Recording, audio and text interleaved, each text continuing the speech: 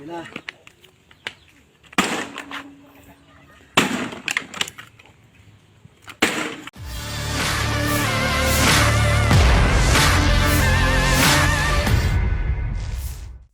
Seorang bapak-bapak dan emak-emak terlihat memukul motor berulang kali hingga berakhir dibakar.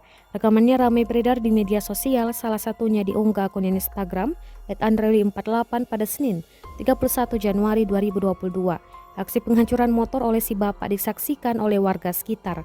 Menurut perempuan perekam video viral itu, si bapak marah besar karena sang anak ketahuan selingkuhi suaminya. Sang anak perempuan diduga selingkuh dengan pria lain saat suami sahnya bekerja di Malaysia. Tidak diketahui secara pasti kapan waktu kejadian dalam video viral tersebut. Namun rekaman ini telah menuai berbagai komentar dari warganet.